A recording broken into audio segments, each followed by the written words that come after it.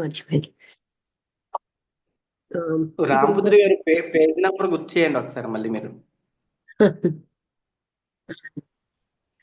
నమస్తే మేడం, అందరికీ నమస్కారం. నమస్తే అండి.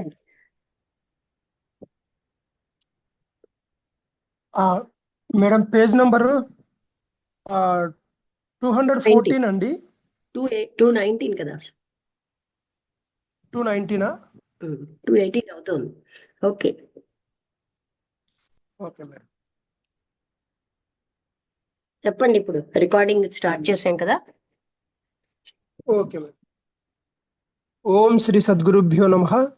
ఈరోజు 1వ తారీఖు శనివారము, మార్చి నెల 2025 సంవత్సరము. ఈరోజు మన గ్రంథం మాస్టర్స్ ఆన్ ద పాత్. ఈ గ్రంథం యొక్క సారాన్ని గురించి శ్రీ లక్ష్మీ మేడం గారు సత్సంగ భాషణంలో వినిపిస్తున్నారు.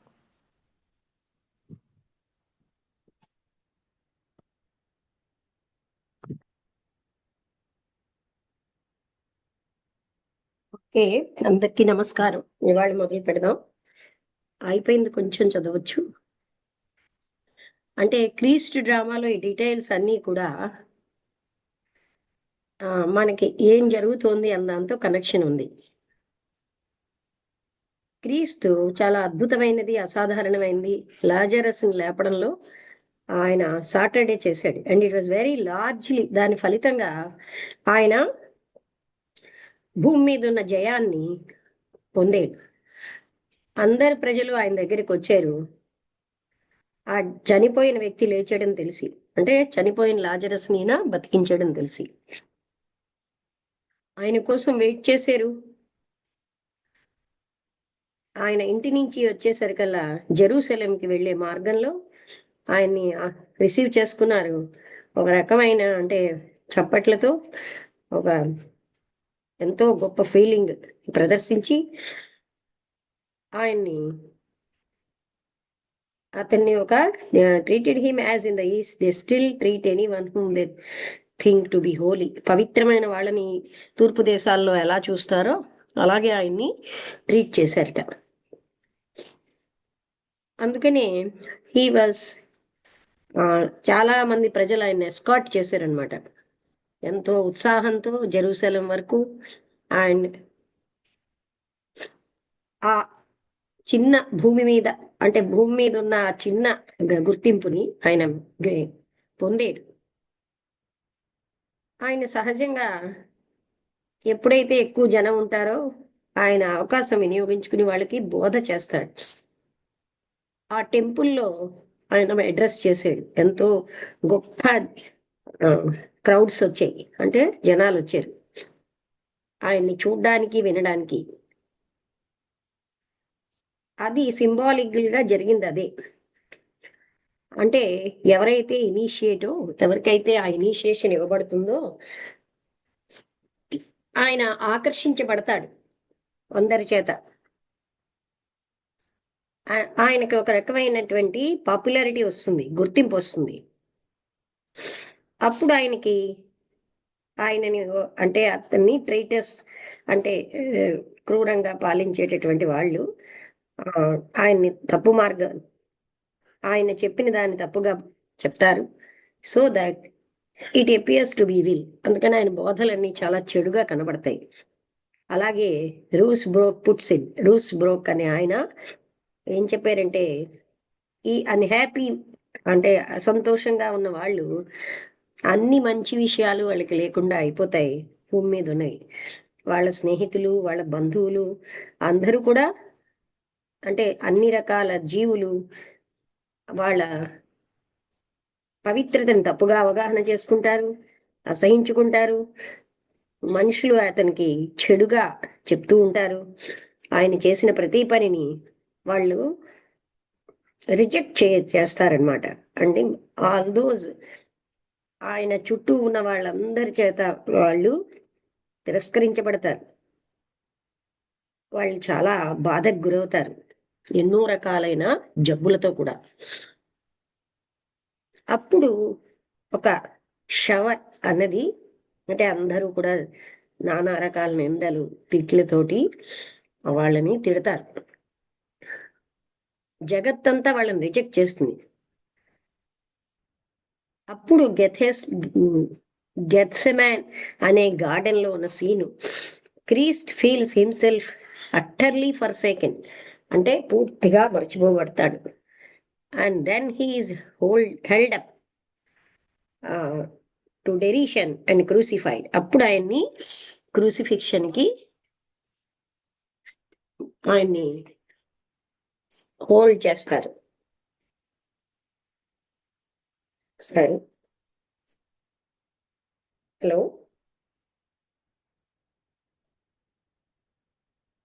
ప్రజ్ఞ గారా? నమస్తే అండి, నేను క్లాసులో ఉన్నాను, చెప్పండి. అవునండి, అదేంటి ఆర్య ఆఫీస్ అని వచ్చింది? మీ పేరు రావట్లేదు, అందుకని నేను పోల్చుకోలేదు. నేను కొంచెంసేపు అయ్యాక మాట్లాడినా, 9 తర్వాత మాట్లాడినా పర్వాలేదా?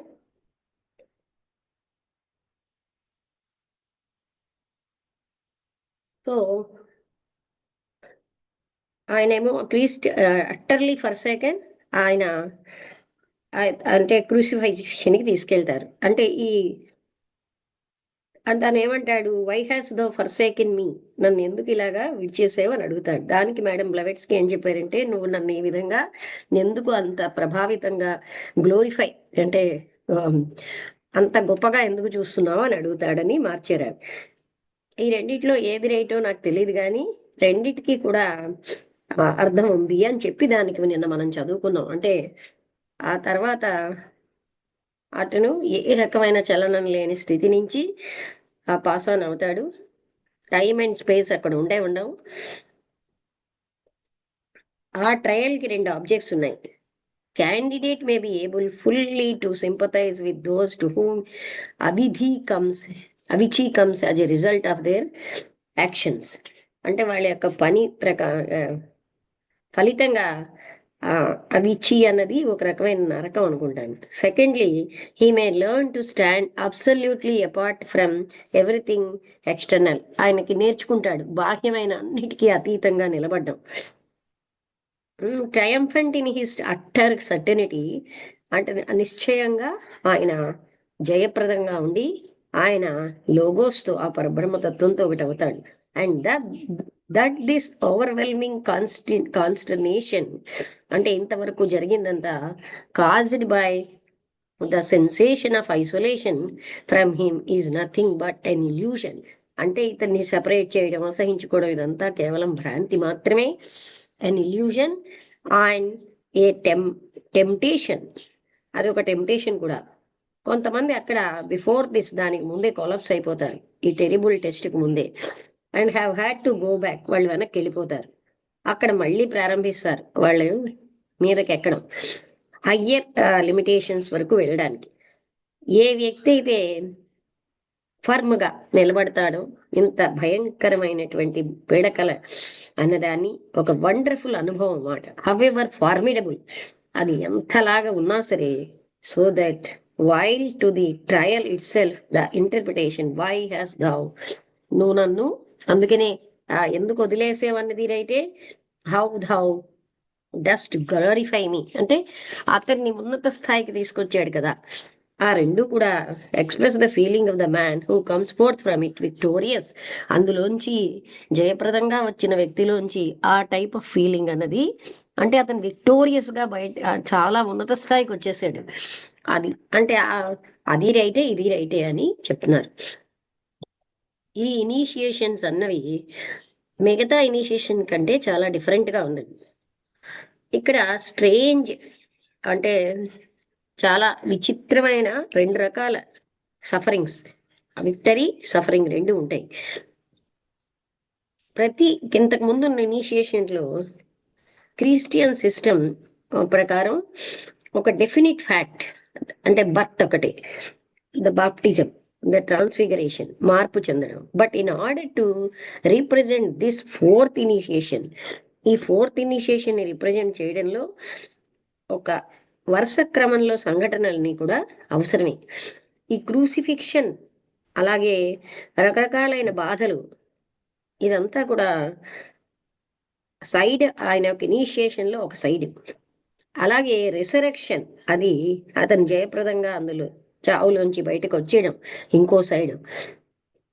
ఈ స్టేజ్ లో బాధ ఉంటుంది, physical, astral and mental level. అందుకనే అక్కడ ఖండన ఉంటుంది, ప్రపంచం అంతా ఖండిస్తారు. అక్కడ సంపూర్ణమైన ఫెయిల్యూర్ ఉంటుంది, అంటే ఓడిపోవడం. అయితే అక్కడ అద్భుతమైన జయం కూడా ఉంటుంది హయ్యర్ ప్లేన్స్ లో. ఇది ఆ జయం ఏమిటో అవుటర్ వరల్డ్ కి ఏమీ కూడా తెలియదు. ఇక్కడ ఉన్నటువంటి విచిత్రమైన ఈ బాధ ఈ ఇనిషియేషన్ తో పాటు ఉండేది. అప్పుడు అంతకు ముందే ఉన్న కర్మ యొక్క ఎరియర్స్ ఏవైనా మిగిలిపోతే, అంటే కర్మలో కొంచెం ఏవైనా నిక్షిప్తమైనవి మిగిలిపోతే, అంటే రెమినెంట్స్ అంటే మిగిలిపోయినవి, అవి ఇన్ ద ఇనిషియేట్స్ వే అడ్డంగా వస్తాయట ఇనిషియేట్ మార్గంలోకి.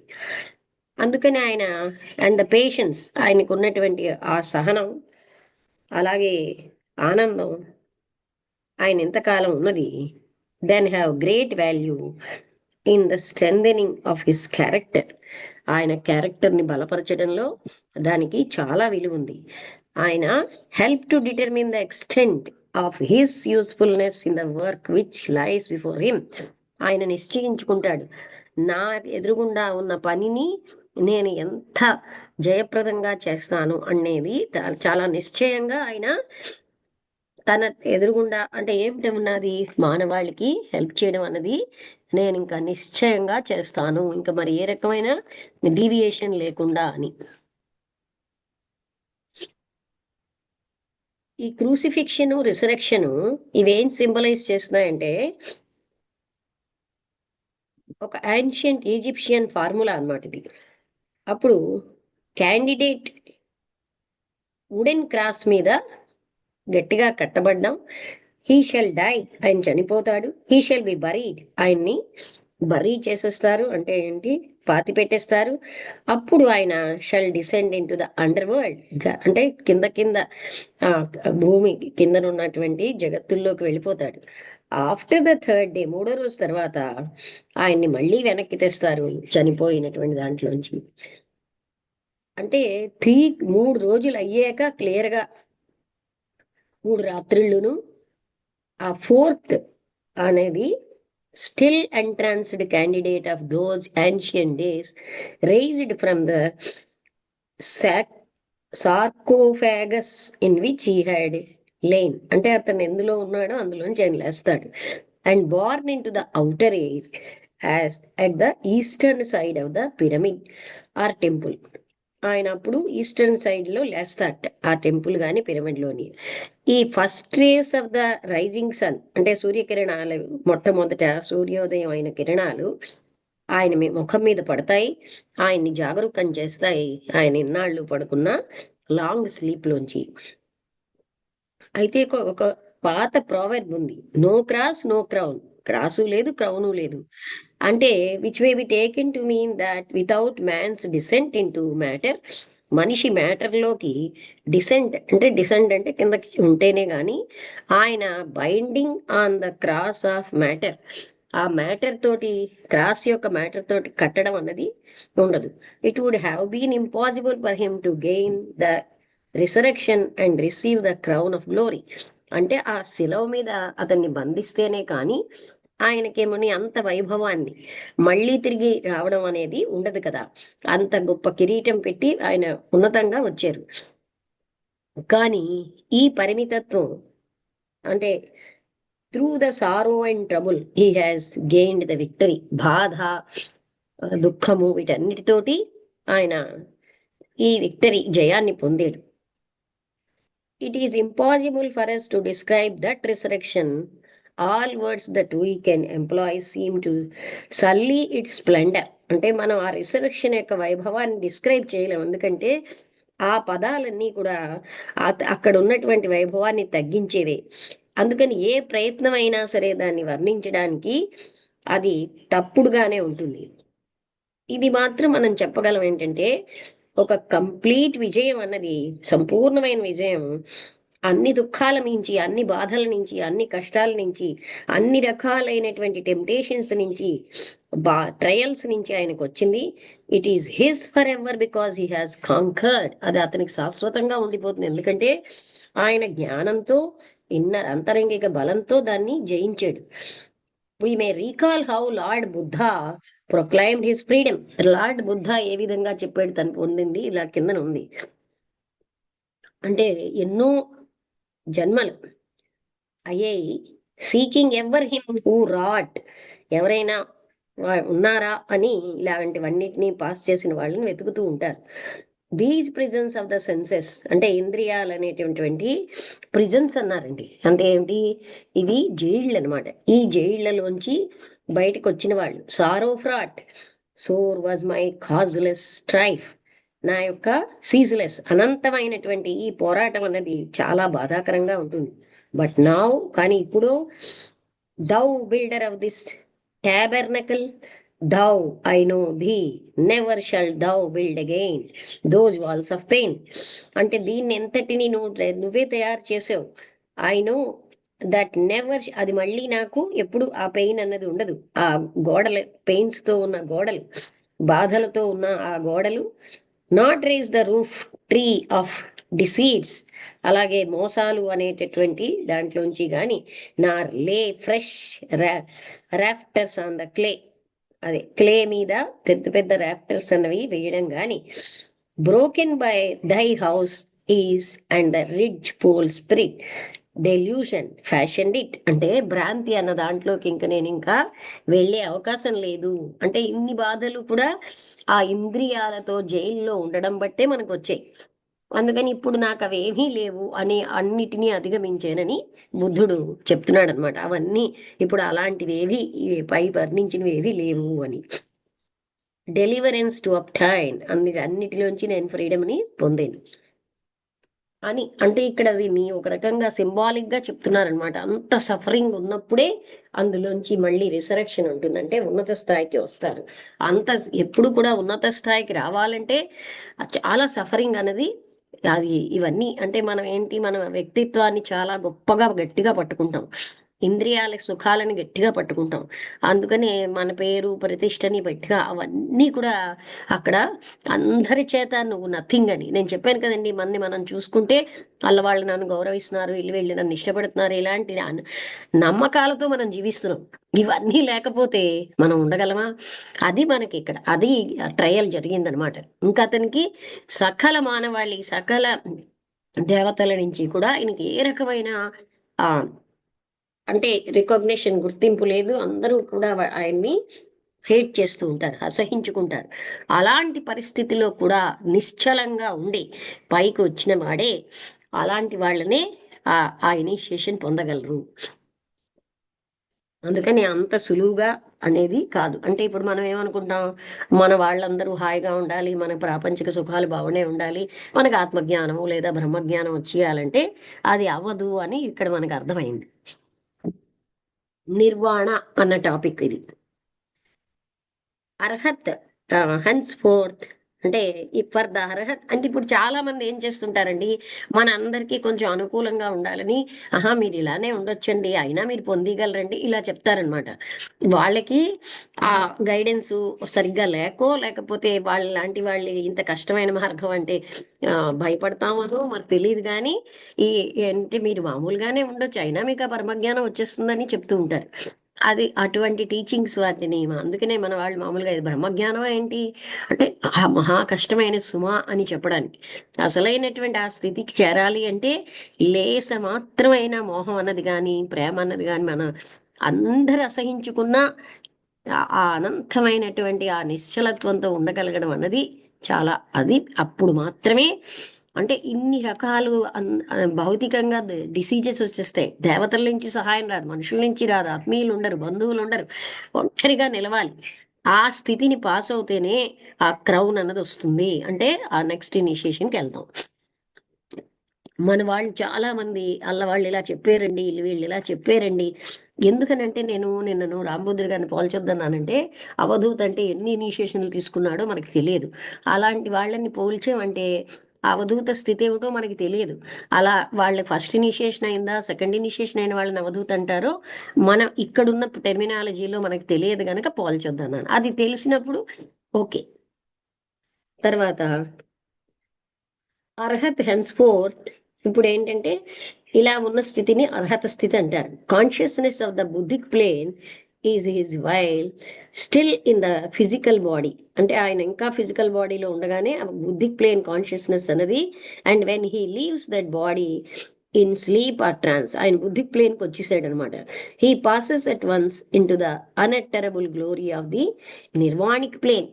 ఆయన మనం మాటల్లో చెప్పలేని నిర్వాణిక్ ప్లేన్కి వచ్చేసాడు.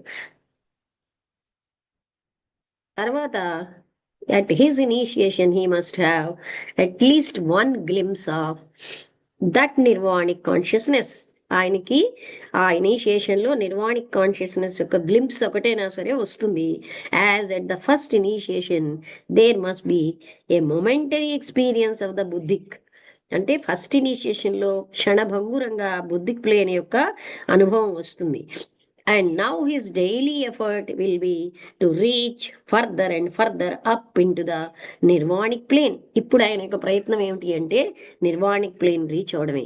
It is a task of prodigious difficulty, చాలా కష్టతరమైంది. But gradually he will find himself able to work upwards into that ineffable splendour. ఎంతైనా సరే ఆయన పని చేస్తూనే ఉంటాడు అటువంటి అద్భుతమైనటువంటి స్థితికి చేరుకోవడానికి. The entry into it is utterly bewildering. అందులోకి ప్రవేశించడం అన్నది చాలా కన్ఫ్యూజింగ్ గా ఉంటుంది. It brings at its first sensation and immense vividness of life. ఇదండి ఇక్కడ మనం సెన్సేషన్ పదానికి చెప్తున్నాను, ఒక దాంట్లో కృష్ణమూర్తి గారు చెప్తున్నారు, మీరు కూడా విన్నారేమో. మన అందరం సెన్సేషన్సే అనుభూతులు అనేసి అదే దైవానుభూతి అని అలాగ మనం సెన్సేషన్స్కి ప్రాముఖ్యం ఇచ్చేసి బతుకుతున్నాం. కానీ అసలైన స్థితి సెన్సేషన్స్కి అతీతమైనది. సెన్సేషన్స్తో నిండిపోయినప్పుడు పరమాత్ముడు దూరంగా ఉంటాడు. నాకు ఈ అనుభవం వచ్చిందా, ఆ అనుభవం వచ్చింది, ఇవన్నీ కూడా సెన్సేషన్స్ అండి. సెన్సేషన్స్కి అతీతమైన స్థాయిలోనే పరమాత్మతత్వం అన్నది పొందగలం. అందుకోసమే ఈ ప్రాపంచికమైనటువంటి మన మనస్సు, మన ఇంద్రియాలు ఇచ్చే సెన్సేషన్స్ని మనం టేక్ ఇట్ గ్రాంటెడ్గా గొప్పగా తీసుకుంటే అక్కడే ఆగిపోతాం. అందుకే చూడండి, ఓ భజన అయింది అనుకోండి, ఓ సెన్సేషన్ వస్తుంది. ఒక డ్రింక్ తాగాడు అనుకోండి, ఆయనకో సెన్సేషన్ వస్తుంది. ఒక మంచి నయాగరా లాంటి జలపాతం చూసాం అనుకోండి, ఓ సెన్సేషన్ వస్తుంది. మనం అందరం ఏంటంటే సెన్సేషన్స్ కోసం తప్పిస్తాం. ఈ సెన్సేషన్ పాతదైపోయింది, కొత్త సెన్సేషన్, ఈ గురువు పాతవాడైపోయాడు, ఇంకో దగ్గరికి వెళ్తే కొత్త సెన్సేషన్ వస్తుందని అక్కడికి వెళ్ళిపోతారు. ఏదైనా తెగించేస్తారు. ఎందుకంటే సెన్సేషన్సే మెయిన్ అయిపోయాయి గనక ఆ సెన్సేషన్సే మన దైవత్వాన్ని పొందకుండా అడ్డుతున్నాయన్న పాయింట్ని మనం మర్చిపోతున్నాం. అందుకని ఈ సెన్సేషన్స్తో ఆక్యుపై అయినంతసేపు కూడా ఆ యథార్థానికి చాలా దూరంగా ఉంటాం.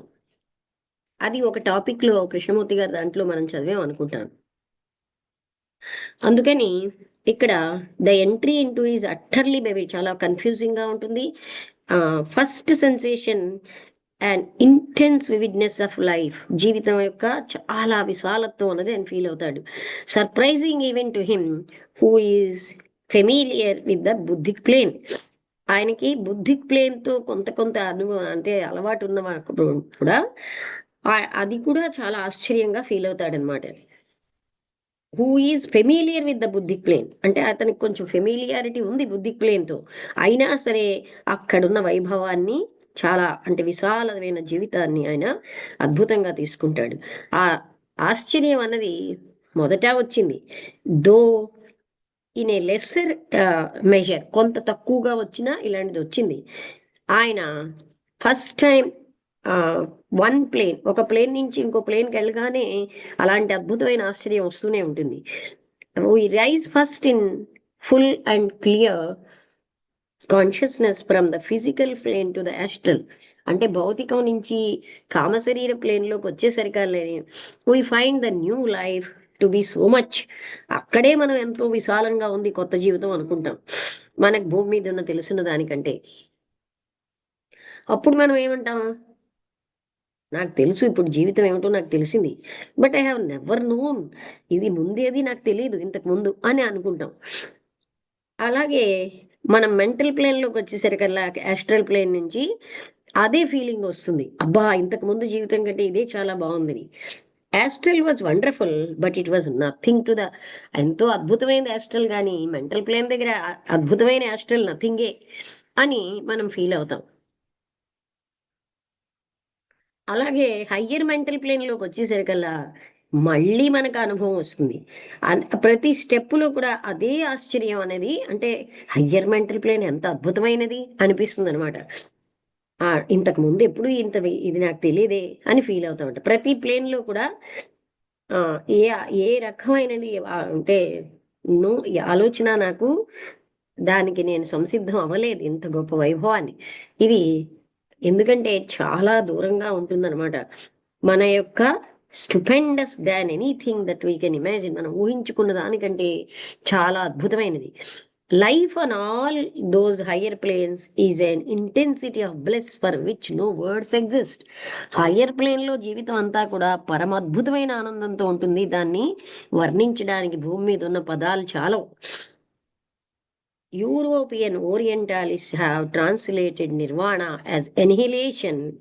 యూరోపియన్ లో ఉన్నటువంటి తూర్పు దేశస్తులు, అంటే ఓరియంటాలిస్ట్ అంటే తూర్పు దేశంలో ఉన్న వాళ్ళు దీన్ని ఏమైనా అంటే అన్ని వదిలేయడం అని వర్ణించారట. ఎన్హిలేషన్ అంటే సంపూర్ణ త్యాగం, అంటే త్యాగం కూడా కదా, అన్ని వదిలేయడం.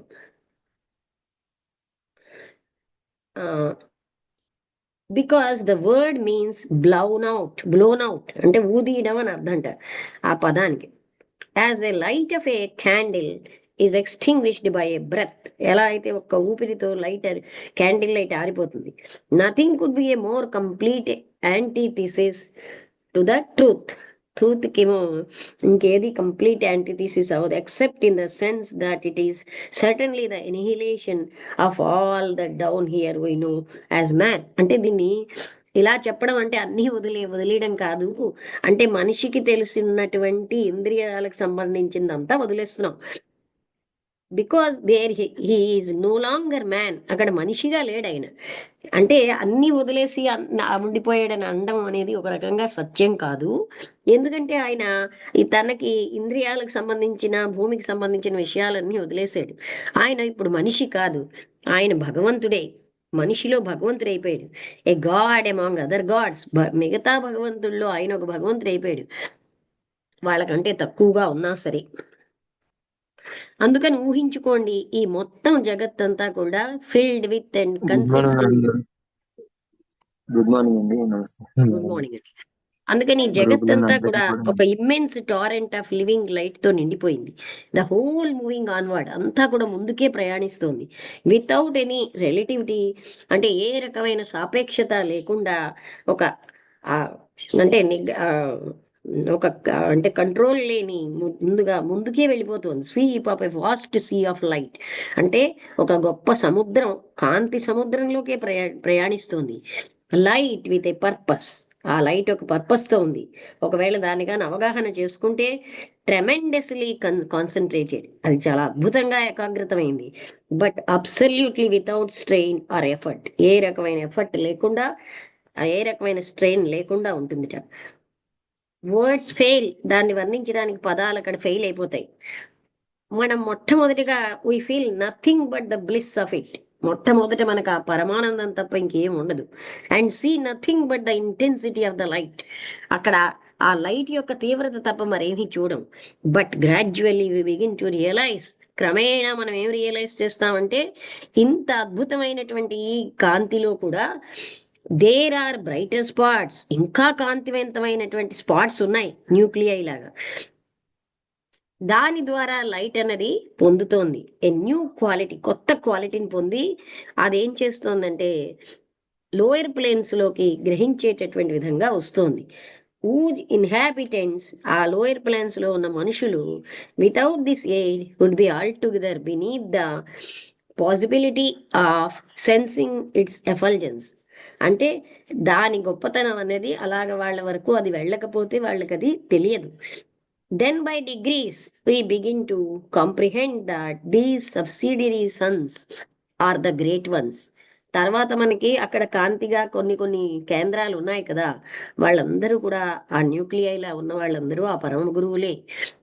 ద ప్లానెటరీ స్పిరిట్స్, వాళ్ళే ప్లానెటరీ స్పిరిట్స్ అయిపోయారు. గ్రేట్ ఏంజల్స్, కార్మిక్ డైటీస్, అంటే అక్కడ ఉన్న వాళ్ళు ఎవరు, అక్కడ కేంద్రాల్లాగా అంటే ఉన్నవాళ్ళు పరమ గురువులు, ఆ గ్రహానికి చెందిన దేవతలు, కొన్ని స్పిరిట్స్, గొప్ప దేవతలు, కార్మిక్ డైటీస్, కర్మదేవతలు, ధ్యాన్ చౌహాన్స్, బుద్ధాస్, క్రీస్తులు, అలాగే మాస్టర్స్, ఇంకా ఎంతో మంది హూ ఆర్ టువర్డ్స్